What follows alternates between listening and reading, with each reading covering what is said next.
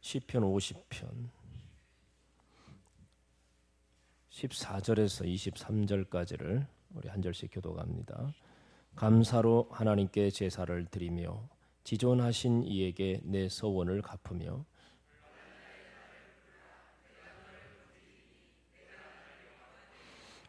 악인에게는 하나님이 이르시되 내가 어찌하여 내 율례를 전하며 내 언약을 내 입에 두느냐. 도둑을 본즉 그와 연합하고 간음하는 자들과 동료가 되며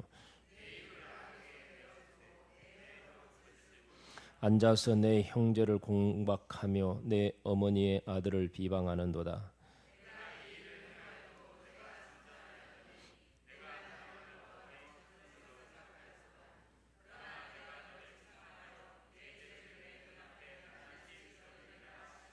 하나님을 잊어버린 너희여 이제 이를 생각하라. 그렇지 아니하면 내가 너희를 찢으리니 건질 자 없으리라. 감사로 제사를 드리는 자가 나를 영화롭게 하나니 그의 행위를 옳게 하는 자에게 내가 하나님의 구원을 보이리라. 아멘. 한 남자가 휴가를 얻어서 여행을 떠났습니다. 사랑하는 아내와 자녀들을 집에 두고 홀로 여행을 떠났습니다. 떠날 때 인사합니다. 여보 사랑해, 잘 다녀올게. 예, 당신도 잘 다녀와요. 모처럼 휴가 편히 잘 쉬었다 오세요. 아이들도 인사합니다. 아빠 잘 다녀와요. 그러나 그 남자는 여행 중에 기억상실증에 걸리고 맙니다. 낯선 곳, 낯선 거리를 방황하면서 그는 자기에게 묻습니다. 나는 누구인가? 나는 왜 여기에 있는 거지? 나는 지금 어디로 가고 있는가? 깊은 밤 혼자 있을 때 그는 또 자기에게 묻습니다. 나는 왜 이렇게 마음이 공허할까? 나는 누구를, 무엇을 이렇게 그리워하고 있는 것인가? 누군가 나를 사랑하는 것 같고 누군가 나를 기다리고 있는 것 같은데 그들은 누구인가? 그들은 어디에 있는가? 수첩에서 가족 사진을 꺼냅니다. 그리고 울면서 묻습니다. 나는 왜 울고 있는가? 이 사람들은 도대체 누구인가? 나는 왜 이들을 보면 가슴이 뜨거워지는가? 그는 밤새 잠을 이루지 못합니다.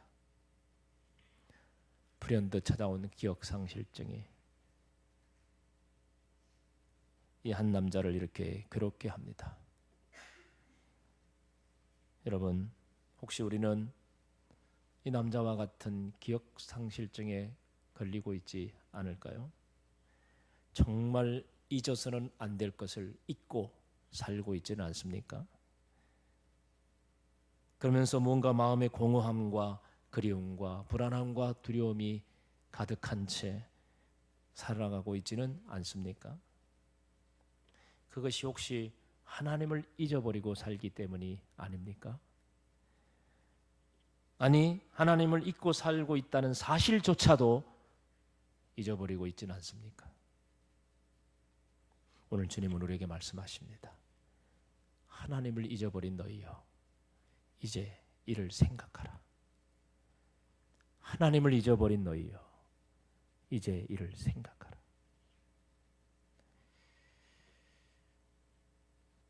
왜 우리는 하나님을 잊어버리면 안 됩니까? 그걸 알기 위해서는 하나님과 나와의 관계를 먼저 알아야 합니다. 하나님과 나와는 어떤 관계입니까? 우리가 시편 50편 전체를 읽어야 되지만 일단 뒷부분 읽었는데요. 5절 한번 같이 읽어볼까요? 50편 5절입니다. 이르시되 나의 성도들을 내 앞에 모으라. 그들은 제사로 나와 언약한 이들이라 하시도다. 하나님이 말씀하십니다. 나의 성도들을 내 앞에 모으라. 성도라고 한다면 구별된 무리입니다. 하나님이 따로 구별해 놓은 백성들입니다. 하나님 나라의 백성이요 하나님의 자녀들이라고 말하는 것입니다. 우리는 하나님의 백성입니다. 하나님이 세상 사람들로부터 구별시켜 놓은 하나님의 나라의 백성들입니다. 하나님은 그들과 언약을 맺었다고 합니다. 제사로 나와 언약한 이들이라. 나와 언약한 이들이다. 하나님과 하나님의 백성들 사이에 언약을 맺었다고 합니다. 자, 그러면 그 언약은 무엇일까요?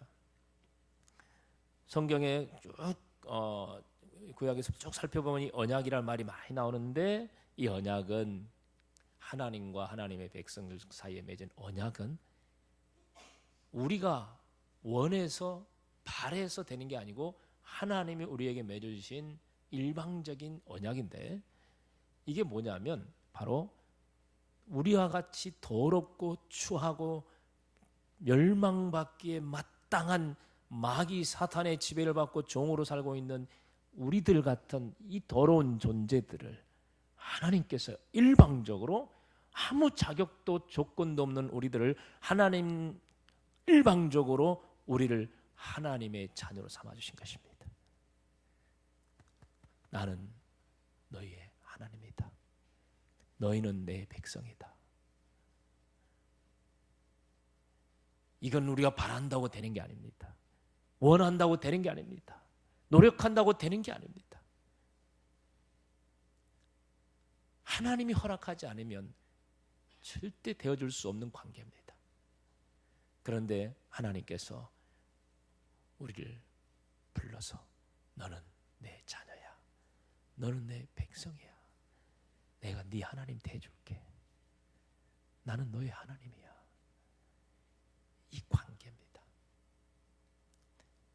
이 관계는 손바닥 뒤집듯이 마음 바뀌면 바뀌는 관계가 아닙니다. 이 관계는 영원한 관계입니다. 하나님이 이스라엘 백성들과 이 언약의 관계를 맺으시고, 얼마나 이스라엘 백성들이 하나님의 속을 뒤집어 놓고 얼마나 많은 죄를 범했습니까? 그래도 이 언약은 변하지 않았습니다. 용서해 주시고 또 용서해 주시고 계속 이 관계를 유지해 주셨어요. 나중에는 하나님의 아들 예수님까지 우리에게 보내주셨어요. 그래서 우리에게 있는 죄를 대신하여 심판을 받고 저주의 심판을 당하게 하셨어요. 그렇게 하시면서까지 하나님과 우리의 관계를 회복하기를 원하셨어요. 이 언약을 지키기 위한 하나님의 희생이죠. 이렇게까지 하시면서 하나님은 우리와 이 언약의 관계, 내가 너희 하나님이야. 내가 너희를 책임질게. 내가 너희를 구원할게. 하나님이 약속하시고 언약하신 걸 이루십니다. 너는 내 백성이야. 너 내 자식이야. 너 내 새끼야. 걱정 마. 내가 알아서 책임져 줄게. 이렇게 좋으신 하나님 어디 있습니까?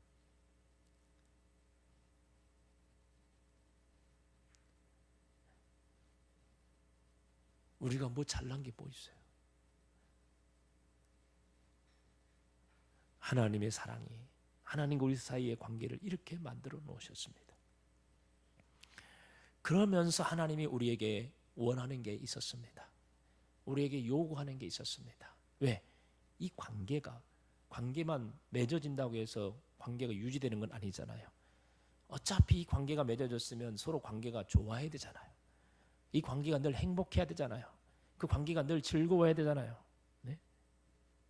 부부도 뭐 결혼만 하면 행복합니까?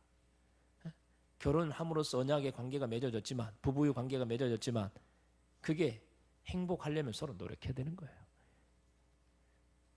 하나님은 우리를 위해서 모든 걸 희생하시고 하나님과 우리 사이의 관계를 사랑으로, 은혜로, 친밀함으로 맺어가기를 원하셨습니다. 너희들도 지켜야 할 의무가 있다. 너희도 이것만큼은 꼭 지켜달라. 하나님이 우리에게 부탁한 게 있습니다. 이것을 우리가 잘 지킴으로써 하나님과 우리가 맺어진 이 언약의 관계는 더 깊어지고 더 은혜가 있고 더 친밀해지고 더 복을 누릴 수 있는 관계가 되어지는 것입니다. 우리에게 하나님이 원하시는 건 뭘까요? 14절 15절을 같이 한번 읽어보겠습니다. 감사로 하나님께 제사를 드리며 지존하신 이에게 내 서원을 갚으며 환난 날에 나를 부르라. 내가 너를 건지리니 내가 나를 영화롭게 하리로다. 세 가지를 여기서 말씀하고 있습니다. 첫째는 감사의 예배를 드리라. 감사의 예배를 드리라. 예배입니다. 하나님이 우리에게 부탁하는 것은 예배드리라는 것입니다. 그것도 감사의 예배를 드리라 말씀하고 있습니다. 하나님의 백성이 되었습니까? 예수를 믿었습니까? 첫 번째 신앙생활의 첫 출발은 뭘까요? 첫 출발이 뭐죠? 예배. 하나님께 나와 예배드리는 삶을 살아가는 것입니다. 이것은 이제 하나님과 우리와 맺어진 언약의 관계에서 첫 출발이에요. 예배입니다. 하나님을 나의 하나님으로 인정하는 것입니다. 하나님을 나의 하나님으로 높여드리는 것입니다. 그럼 하나님도 우리를 사랑하십니다. 우리를 도우십니다. 힘주십니다. 이 다 예배를 통해 이루어지는 것입니다. 그래서 우리 예배는요, 우리 성도들의 생명줄이에요. 생명줄. 하나님은 예배를 통해서 우리에게 모든 걸 부어주십니다. 우리도 하나님께 예배를 통해서 모든 걸 올려드립니다. 예배는 하나님과 나와의 관계를 이어주는 생명줄이에요. 근데 우리가 하나님께 나와 예배할 때마다 어떤 마음으로 예배해야 되냐면 감사의 예배. 마음속 깊은 곳에서 우러나는 진실로 감사의 마음으로 드리는 예배가 되어야 됩니다. 불평의 마음으로 오고 싶지 않은데 억지로 끌려 나오듯이 나와서 예배하는 자세, 주님은 원치 않습니다. 두 번째로 요구하는 것은 바로 지존하신 이에게 서원을 갚으라 이것입니다. 서원을 갚으라. 지존하시는 이는 하나님이십니다.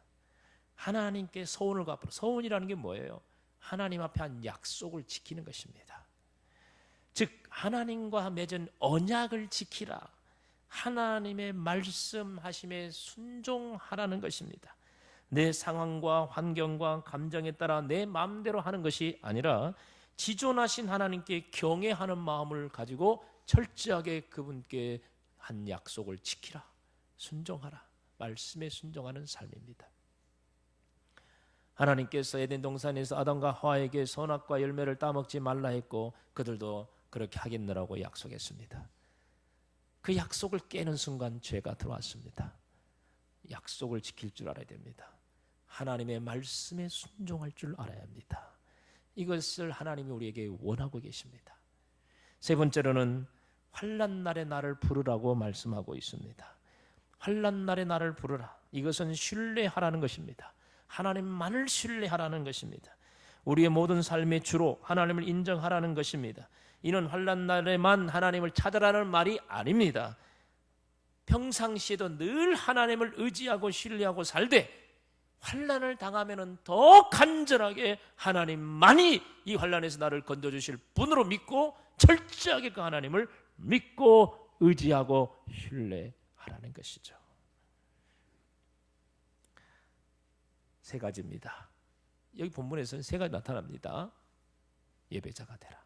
감사함으로 예배라. 형식적인 예배자, 마음에도 없는 예배가 아니고 감사하는 마음, 온 힘을 다하여 예배하라. 하나님 말씀에 순종하는 삶을 살라. 어떤 상황에서도 오직 하나님만 신뢰하라.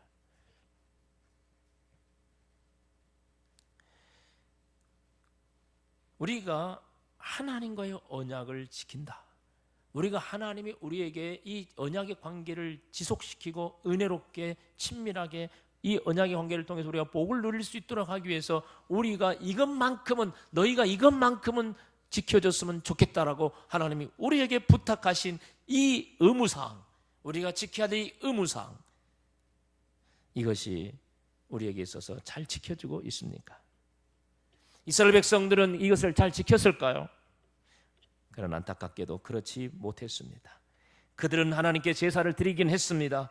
그들은 제사를 드릴 때 나올 때 항상 짐승을 가지고 나와서 제사를 드리긴 했습니다. 제물이 항상 있었습니다. 그러나 그들의 마음에는 감사의 마음이 없었습니다. 그들이 하나님께 제사를 드리려고 참석을 했지만은 그들의 제사는 형식적인 제사에 불과했습니다. 그들이 하나님이 원하는 그런 관계 속에서 살고자 하는 마음이 없었어요. 그들의 마음은 이방신들 우상에게 있었습니다.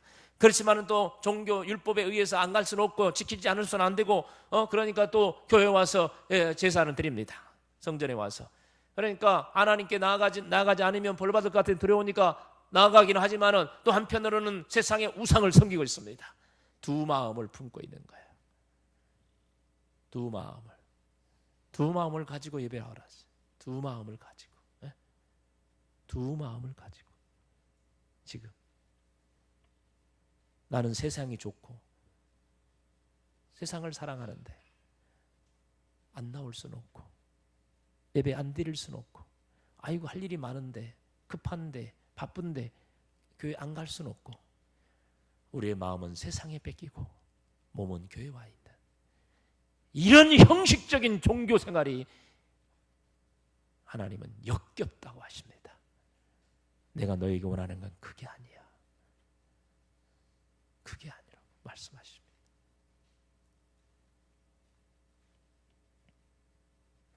말로만 지식으로만이 아닌 마음을 다하여 뜻을 다하여 정성을 다하여 목숨을 다하여 하나님을 사랑하는 마음으로 예배하기를 주님은 기뻐하십니다. 하나님은 서원을 지키기를 원하십니다. 하나님과 한 약속을 지키기를 원하십니다. 그러나 이스라엘 백성들은 쉽게 잊어버렸어요. 구약 성경에 보면 곳곳에 하나님 말씀하실 너희 서원한 것을 지키라. 서원한 걸 지키라고 계속 말씀하고 있어요. 얼마나 안 지켰으면, 얼마나 약속을 안 지켰으면 야 이놈아 약속 좀 지켜라 그러겠어요.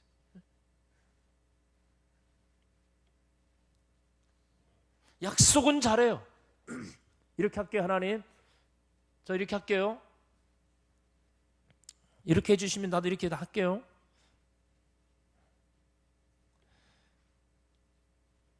그러나 하나님에 대한 경외함도 두려움도 없기 때문에 늘 뒤집습니다. 여러분 생각해 보세요. 어떤 사람과 약속을 맺었느냐에 따라서 지키는 사람의 자세가 틀려집니다. 하찮은 사람하고 약속했으면요 수시로 바꿉니다. 어깁니다. 왜? 그래도 된다고 생각합니다. 그러나 아주 높은 사람, 내 목숨줄을 쥐고 있는 사람하고 약속을 해보세요. 여러분 쉽게 생각할 수 있어요? 그 약속을 쉽게 생각할 수 있겠냐고요. 뒤집을 수 있어요? 뒤집을 권한은 내게 없어요. 그 사람이 뒤집으면 몰라도 나는 뒤집을 수가 없어요. 여러분 하나님을 어떤 분으로 생각하십니까? 지존하신 분으로 생각하십니까?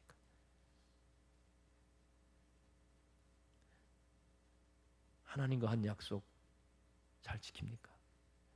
하나님의 말씀 지키기를 생명을 다해 지킵니까? 힘을 다해 지킵니까? 여러분이 어떻게 지키냐에 따라서 여러분이 하나님을 생각하는 그 마음을 알 수가 있습니다. 하찮은 하나님으로 언제든지 약속 어겨도 되는 하나님으로 생각을 한다면 쉽게 약속은 깨질 것입니다. 순종하기 싫을 것입니다. 이스라엘 백성들은 수없이 많이 뒤집습니다. 잘할게요 해놓고 금방 깨버립니다. 얼마나 하나님을 우습게 여기면 그랬을까요? 그들은 하나님을 의지했습니까? 하나님을 신뢰했습니까? 그들은 하나님을 신뢰하기보다는 사람을 더 신뢰했습니다. 그들은 하나님을 의지하기보다는 군대를 더 의지했습니다. 하나님이 없으면 불안하지 않았습니다. 돈이 없으면 불안합니다. 하나님을 떠나면 아무렇지 않았지만 믿었던 사람이 떠나면 불행하게 생각합니다. 이렇게 이스라엘 백성들은 하나님이 원하시는 언약 그 관계를 깨버리기 십상이었습니다. 그것이 바로 하나님을 잊어버린 삶의 대표적인 행동이며 하나님이 그것을 죄라고 하십니다. 이스라엘 백성들이 하나님을 모릅니까? 하나님의 이름을 모릅니까? 하나님과 한 약속을 모릅니까? 다 알고 있어요. 알면 뭐합니까? 몰라서 지은 죄는 몰라서 그랬다고 이해를 할 수 있지만 모르는 게 없어요. 여러분, 제가 한 이야기를 모르고 있습니까? 제가 지금 한 이야기를 모르고 있어요? 처음 듣는 이야기예요? 다 알고 있어요.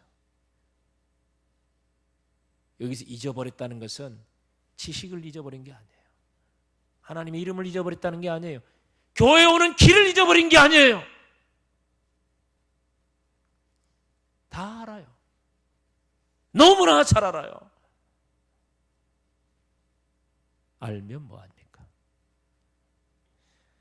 하나님을 잊어버린 너희요, 마음 없이 예배하는 자요, 하나님을 경홀하게 무시하고 지 맘대로 약속을 뒤집는 너희들, 하나님을 의지하고 신뢰하기보다 세상의 것들을 더 의지하고 신뢰하며 살아가는 너희들, 알면서도 그렇게 살아가는 너희들, 하나님은 너희들은 나를 잊어버렸다고 말씀하고 있습니다. 그리고 그것은 바로 죄라고 말씀하십니다. 그래서 16절부터 계속해서 악한 자라고 말합니다. 16절, 악인에게는 하나님이 이르시되 네가 어찌하여 내 윤례를 전하며 내 언약을 내 입에 두느냐 하면서 악한 자라, 죄인이라고 말씀하시고 계속해서 죄가 무엇인지를 쭉쭉 말씀하십니다. 근데 여기서 말하는 죄가 쭉 나오지만 그 중에서도 가장 심각한 죄가 있는데 그게 뭐냐면 21절에 나와 있습니다. 그럼 21절을 같이 읽어보겠습니다. 내가 이 일을 행하여도 내가 잠잠하였더니 내가 나를 너와 같은 줄로 생각하였도다. 그러나 내가 너를 책망하여 내 죄를 내 눈앞에 낱낱이 드러내리라 하시는도다. 아멘. 자, 네가 이 일을 행하여도 무슨 일이죠? 그 앞에 나온 죄예요. 너희가 하나님을 잊어버렸어. 네. 이 일을 행하여도 하나님이 어떻게 했습니까? 잠잠하였더니. 가장 심각한 죄는 뭐냐면요, 하나님에 대한 오해입니다. 따라해 볼까요? 하나님에 대한 오해. 우리가 흔히 착각하기 쉬운 것은요, 하나님을 오해하는 것입니다. 그게 뭐냐면 우리가 이런 죄를 짓습니다. 이런 형식적인 종교 생활을 하고 있습니다. 온갖 불순종과 타락과 탐욕에 젖어서 살고 있습니다. 그런데도 하나님이 잠잠하십니다. 잠잠한다는 말은 하나님이 참고 있다는 거예요. 오래 참고 있다는 거예요. 그걸 보고 있으면서도 심판을 참고 계세요. 돌아오기를 기다리고 계세요. 참고 계세요. 이게 바로 하나님의 사랑 아닙니까? 당장 지금 칼로 쳐서 심판하고 싶지만 그래도 하나님이 우리를 사랑하시기에 기다리시며 참고 계시는 거예요. 하나님이 지금 꾹꾹 참고 계시다 그 말이에요. 그런데 백성들은 어떻게 생각합니까? 내가 너희들이 나를 너와 같은 줄로 생각하였도다. 너와 같은 줄로 생각하였도다. 이건 뭐냐고요? 하나님도 자기들의 생각과 같을 것이라고 오해하는 거예요. 하나님이 지금 나와 같은 마음일 거야 라고 생각하는 거예요. 이것은 오래 참으시면서 우리를 향하여 선을 베풀고 계시고 오래 참으시면서 우리를 사랑하고 계시고 기다리고 계시는 하나님의 이 선한 성품을 자기들이 죄를 짓는데 이용해 먹는 거예요.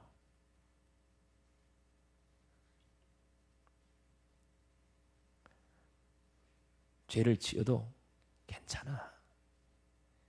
우리가 지금까지 이런 죄를 한두 번 지었어?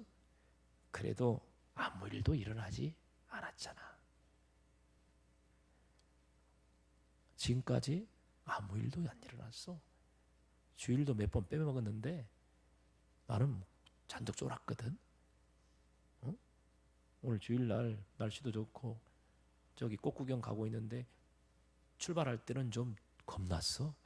주일도 어기고 오늘 놀러 가는데 가다가 펑크가 나지 않을까, 접촉사고가 나지 않을까, 하나님 나를 심판하지 않을까 잔뜩 쫄아가지고 갔는데 아무 일도 없이 돌아왔어. 야, 역시 하나님 나를 사랑하시는 것 같아. 그래, 나중에 또 가는 거예요. 죄도요 반복되면 습관이 되는 거예요. 또 갔다 왔어요. 또 아무 일도 안 일어났어요. 역시 하나님 좋으신 분이야. 나중에 또 그럽니다. 또 그럽니다. 한번 맞들여가지고 계속 그래요. 꾹꾹 참고 계시는 하나님을 모르고 하나님도 나를 이해하시는 거야. 직장생활에 찌들고 가족들과 어디 나들이 한 번도 못 갔는데 오늘 어쩌다 한번 가는 건데 뭐 하나님이 그걸 어찌 이해 못 해주겠어? 응? 하나님이 그 정도를 이해 못 해주시는 쪼잔한 분은 아닐 거야. 응? 아, 내가 뭐 죄를 짓고 싶었어? 아, 나도 어쩔 수 없이 그런 거야. 하나님이 내 형편 잘 아시겠지. 맞아, 하나님 좋으신 분이잖아. 하나님이 선하셔서 사랑하셔서 우리가 죄를 지어도 견나가도 참고 기다리고 잠잠하게 기다리고 있는데 그걸 오해해가지고 나를 이해해 주실 거라고. 사랑의 하나님이니까 좋으신 분이니까 이 정도쯤은 눈 감아 주실 거라고, 봐주실 것이라고. 그러니까 아무 일도 안 일어난 거잖아.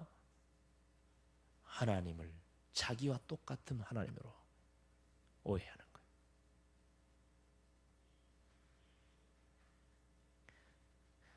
그래서 마음 착하고 선한 선생님들은 학생들한테 맨날 이용당해요. 우리 선생님은 이 정도 해도 괜찮아. 응? 우리 선생님은 수업 시간에 자도 봐주셔.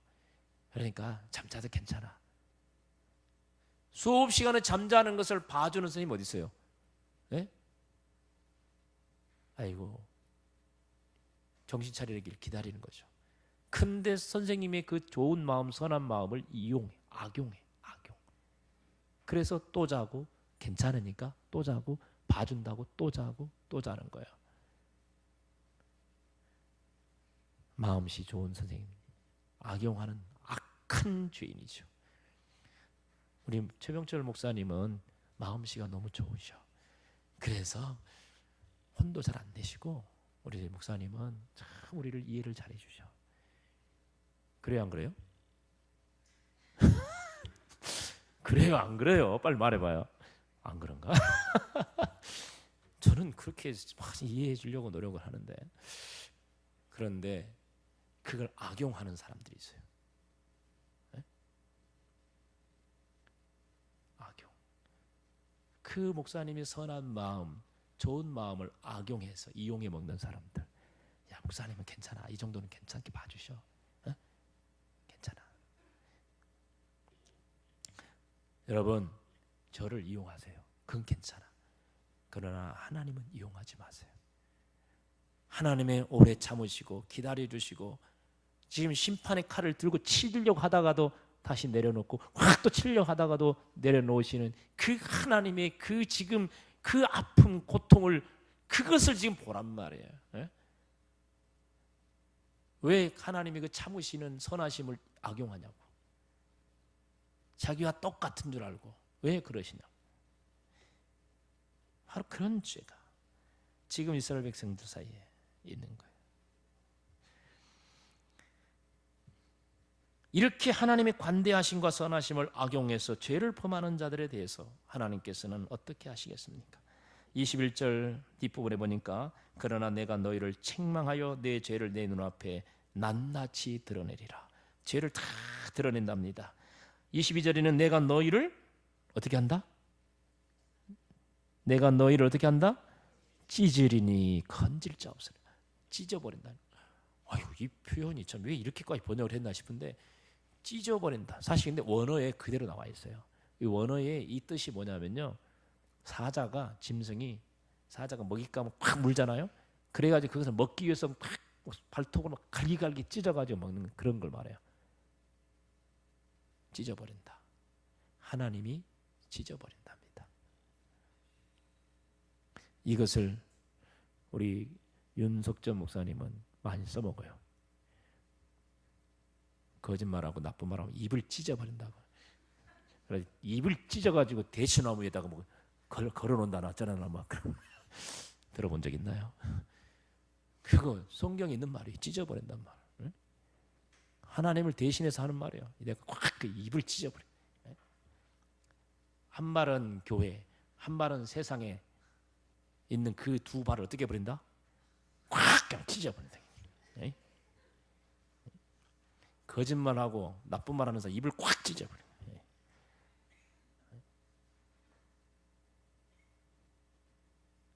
찢어버린답니다. 제가 너무 심했나요? 하나님은 더 심하세요.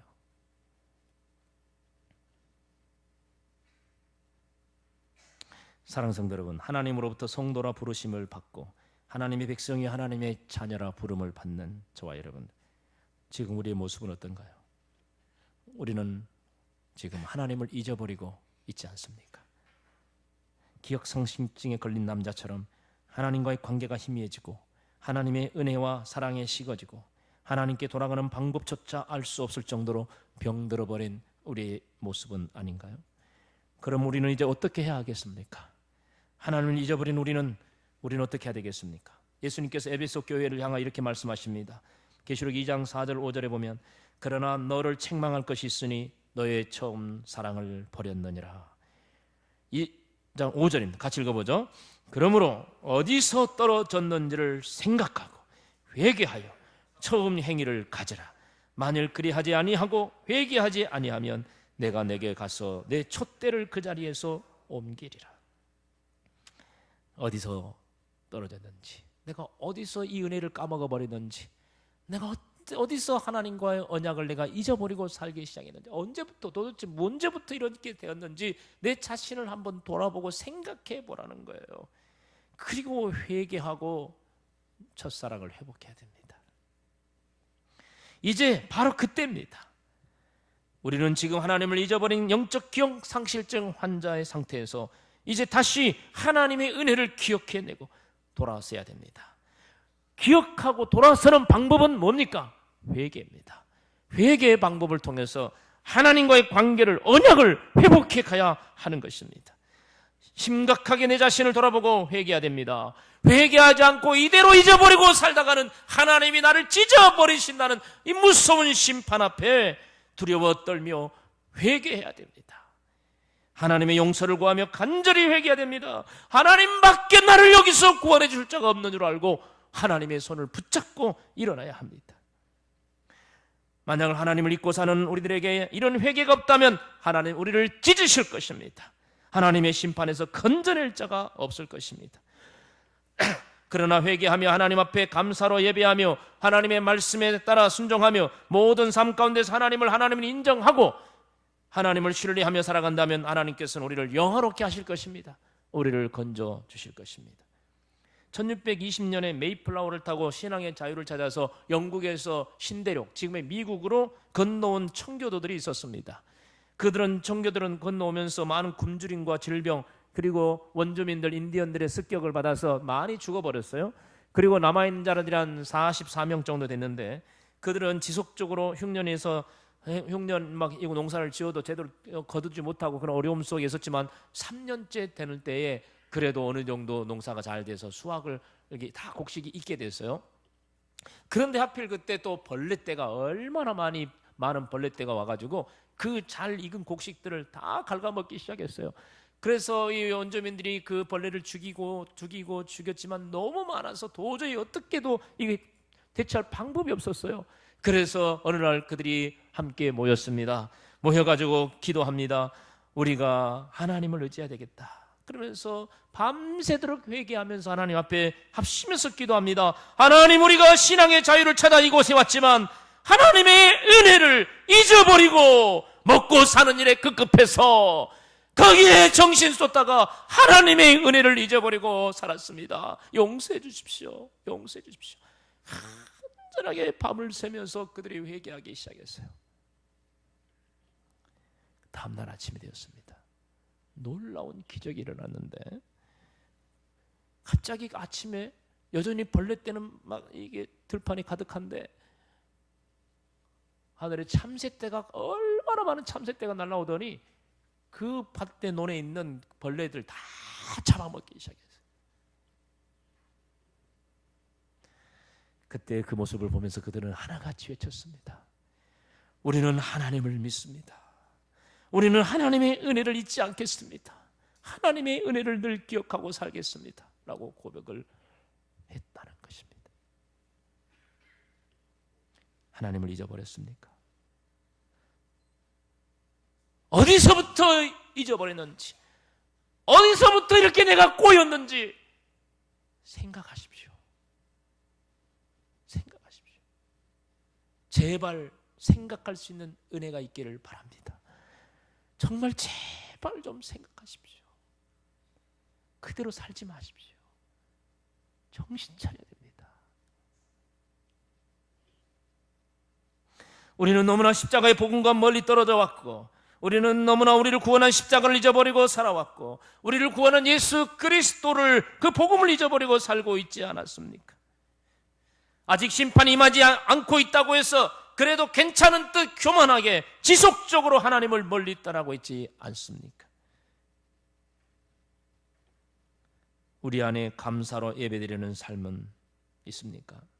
억지로 예배하며 불평의 마음으로 예배하며, 그러다 보니 기회만 있으면 예배를 빠지려고 하고, 그러면서 자기는 문제가 없다고 생각하고, 하나님이 잠잠하다고 해서 하나님도 자신의 입장을 이해해 주실 것이라고 스스로 하나님을 오해하면서 그렇게 습관적으로 예배를 소홀히 하고 있지는 않습니까? 정신 차리기 바랍니다. 하나님이 진정 여러분을 사랑하신다면 여러분의 그런 모습을 그대로 두고 보지 않으실 것입니다. 참고 참다가 어느 순간 여러분의 그 안정된 삶을 찢어서라도 여러분을 온전한 예배자로 만드실 것입니다. 하나님은 또한 하나님의 말씀을 순종하기를 원하십니다. 우리가 하나님의 약속을 쉽게 저버리시고, 또한 우리가 처한 형편 가운데서 하나님의 말씀에 순종하는 것은 불가능해. 하나님도 내 입장을 이해하실 거야.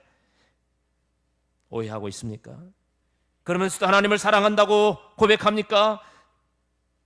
아직 하나님의 심판의 칼이 여러분에게 임하지 않았다고 해서 하나님이 우리의 행동을 용인하고 있다고, 이래도 괜찮을 거라고 하나님이 허락했다고 생각하고 계십니까? 그러나 만약 하나님이 여러분을 사랑하신다면 여러분이 그런 식으로 계속 가기를 그대로 두지 않으실 것입니다. 말씀을 순종하게 하지 못하게 만드는 것이 무엇이든지, 말씀을 순종하지 못하게 만드는 그것이 무엇이든지, 여러분의 직장이든 사업이든 가족이든 물질이든 무엇이든지 간에, 건강이든, 하나님 어느 순간 찢어버리실 것입니다. 그래서 순종하게 만들 것입니다. 정신 차려야 됩니다. 자신의 인생에 하나님을 신뢰함이 있어야 합니다. 하나님보다 돈을 더 신뢰하면 안 됩니다. 하나님보다 사람을 더 의지하면 안 됩니다. 어려움이 닥치면 하나님께 엎드려 기도하고 도움을 구해야 되는데, 사람들은, 하나님을 의지하지 않는 사람들은, 신뢰하지 않는 사람들은 사람을 찾습니다. 자기 인생에 있어서 하나님이 주인이 아닙니다. 하나님을 하나님 인정하지도 않습니다. 자신이 하나님이고 돈이 하나님이고 힘 있는 사람이 하나님입니다. 그러면서도 교회 와서 예배는 잘 드립니다. 신앙생활도 잘하고 있다고 착각하고 있습니다. 하나님이 지금 속이 터지지만 그래도 꾹꾹 참고 있다는 사실을 잊으면 안 됩니다. 언젠가 정말 하나님이 정말 여러분을 사랑하신다면 하나님을 피조물보다 못하게 여기는 여러분을 찢으실 것입니다. 그렇게 해서라도 하나님만이 유일하신 나의 하나님, 신뢰할 만한 유일한 분임을 고백하게 만드실 것입니다. 우리는 정신을 차려야 합니다. 하나님을 잊고 살고 있지 않습니까? 십자가를 잊고 살고 있지 않습니까? 여러분을 구원한 복음을 잊고 살고 있지는 않습니까? 너무 바쁜 일상 때문에, 너무 피곤한 삶 때문에, 너무나 신경 쓸 일이 많아서 우리는 지금 하나님을 잊어버리고 살고 있지 않습니까? 변명하지 맙시다. 하나님을 오해하지 맙시다. 아직은 괜찮다고, 하나님은 사랑이시니까 다 이해하실 것이라고, 하나님 내 형편을 잘 아시니까 다 아실 것이니까 괜찮아, 이 정도는 괜찮을 거야, 이 정도는 괜찮을 거야. 하나님을 오해하지 마십시오. 하나님을 여러분 수준으로 낮게 평가하지 마십시오. 하나님은 지금 여러분을 향하여 심판의 칼을 갈고 있을지도 모릅니다. 하나님은 우리를 찢어서라도 하나님만을 경외하며 하나님의 말씀에만 순종하며 하나님만을 신뢰하기를 원하실지도 모릅니다. 그때가 지금 바로 코앞에 닥치어 있는 사람도 있을 것입니다. 제가 너무 겁을 준다고 생각하지 마십시오. 오늘 본문에 있는 말씀을 전할 뿐입니다. 그래서 저는 이번에 부흥사경회를 준비하면서 주제를 복음 앞에 다시 서라는 주제로 정했습니다. 우리는 이제 다시 복음 앞에 서야 합니다. 복음으로 돌아가야 합니다. 그래야 살고 그래야 구원이 임하며 잊어버린 하나님을 다시 기억해낼 수 있기 때문입니다. 처음으로 돌아가야 되는 거예요. 처음으로. 이번 부흥사경에서는 여러분이 살 길을 제시할 것입니다. 자체 부흥회래, 목사님이 부흥 강사래. 처음 그 소식을 듣고 어떤 기분이 들었나요? 다른 부흥회와는 달리 유명한 강사님 오시지 않고 저명한 강사님 오지 않고 우리 목사님이래 생각하니까 아이고 이번에 뭐 그냥 안 가도 되겠다, 참석 안 해도 되겠다 생각을 했습니까?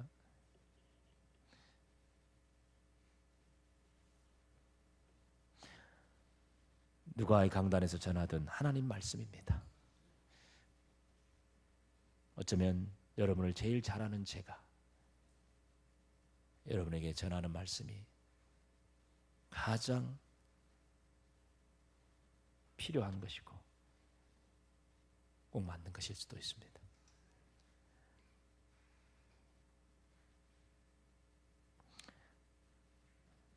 복음 앞에 여러분 자신이 얼마나 더럽고 추한 모습인지를 새롭게 발견하는 기회가 되시기 바랍니다.